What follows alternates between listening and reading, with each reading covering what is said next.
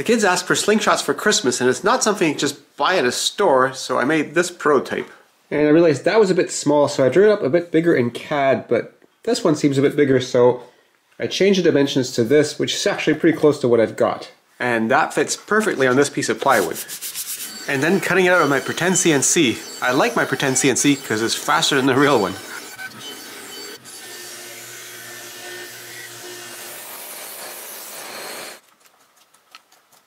I only used a little bit of glue to glue the template on, that way it's easier to peel it off.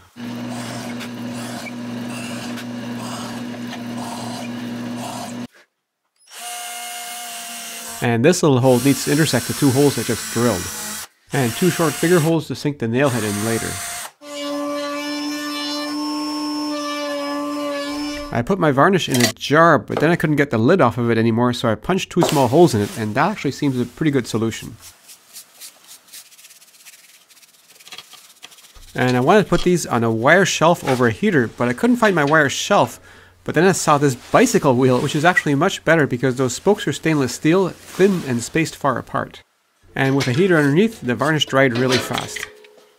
I wanted to make the pouch out of leather, and I kept this fabric because I thought it was suede leather.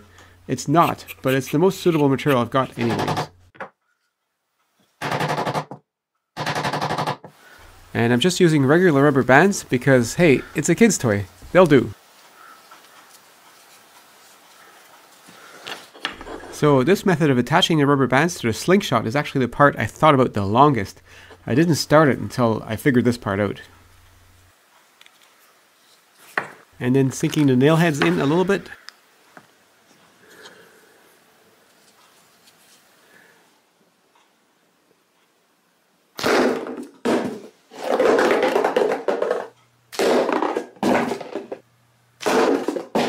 I need to make some projectiles for the kids to use that aren't quite so potent, and I had the idea of making some wooden balls using a panther router.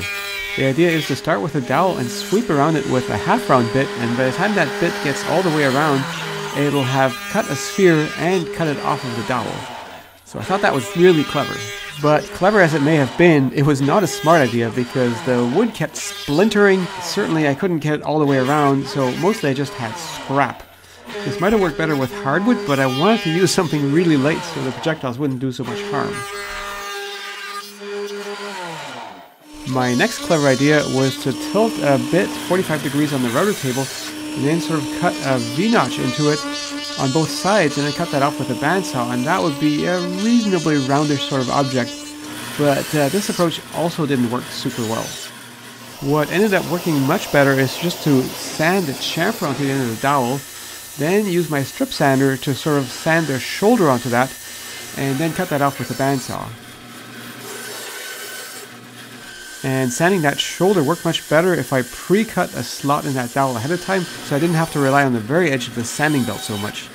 But it all wasn't nearly as fast as I was hoping it would be, so each kid is only going to get 10 projectiles. And those projectiles should be much less dangerous, I think. So I bought a bag of these pom-poms, and these are the perfect safe ammo. Just the right amount of weight and softness.